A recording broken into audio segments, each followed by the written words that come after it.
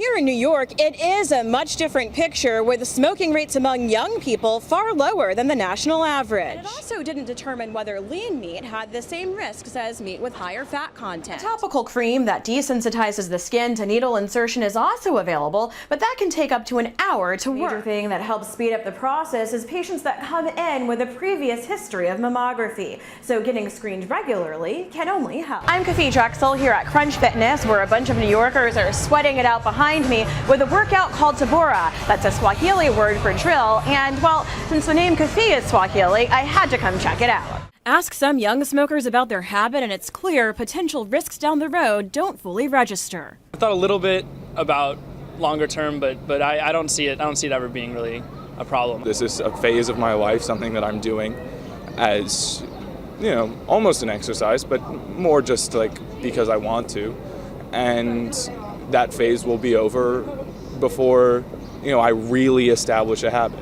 That's exactly what has the U.S. Surgeon General and other top federal health officials concerned. The latest Surgeon General's report shows that nationwide, 1 in 5 teens are smoking, down 8% since 1994. But the rate of decline leveled off over the past decade, and more than 3 million teens still light up. The report once again drives home that the earlier young people start smoking, the more likely they are to stay addicted, and their health can be at even greater risk. Smoking during adolescence slows the development of the lung function, and teens who smoke can end up as adults with lungs that never reach their full functioning capacity. Here in New York, it is a much different picture with smoking rates among young people far lower than the national average. Just over 7% of city teens smoke compared to a nationwide rate of nearly 20%.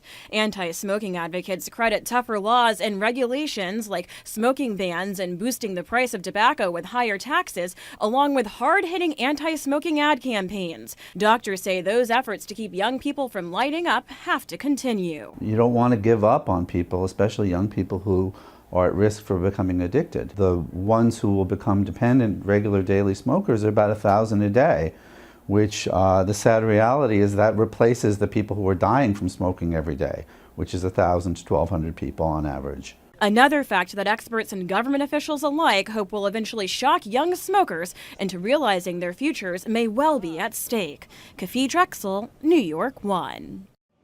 A new report from the Harvard School of Public Health finds the more red meat in your diet, the higher your risk of death, and the dangers linked to processed meats were even greater. This new study tells us something even more, that individuals who eat processed meats have an even higher risk for cardiovascular disease. Tracking nearly 40,000 men and more than 80,000 women for almost 30 years, higher chances of death weren't just associated with heart disease, but cancer too.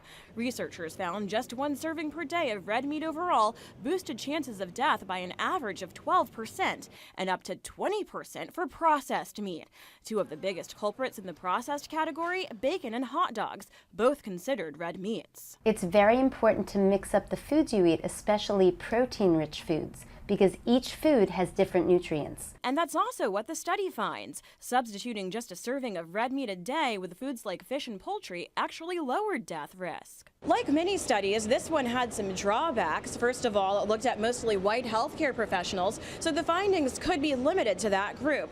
And it also didn't determine whether lean meat had the same risks as meat with higher fat content. Men and women in the study with higher red meat intake also had other lifestyle and dietary habits at play. They were more likely to be overweight, less active, and smoke and drink alcohol. Factors like that have industry trade groups like the American Meat Institute Foundation saying the report is nothing but bad science. But butchers like Jake Dixon say they can see both sides. As an overall picture, I think probably eating less meat will make you more likely to live a longer and healthier life. But I think the specific types of meat that we go into, how the animals are raised can matter, and also fat content, cholesterol content, all these things are important. Another case for everything coming best in moderation. Kafi Drexel, New York 1. I'm Kafi Drexel here at Crunch Fitness, where a bunch of New Yorkers are sweating it out behind me with a workout called Tabora. That's a Swahili word for drill, and well, since the name Kafi is Swahili, I had to come check it out. Big difference between what's in a name, though. While Kafi means quiet, this West African-inspired workout is far from that. I teach African dance, and I also teach kickboxing. They're two of my favorite classes. So I said, how can I combine the two things together? So in this class, it's basic kickboxing moves mixed with West African dance. The class incorporates a variety of drills, so students get something different out of it every time. Even in the middle of a busy workday, Tabura packs a crowd. What I love about this class is the energy. The energy is insane. I love the music, and I have lost weight with this class.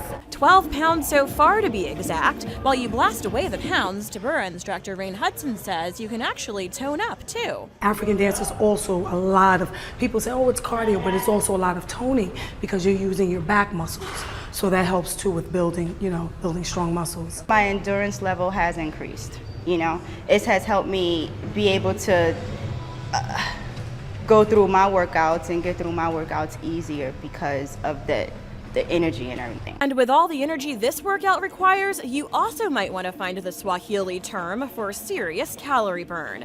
In Manhattan, Kafi Drexel, New York 1.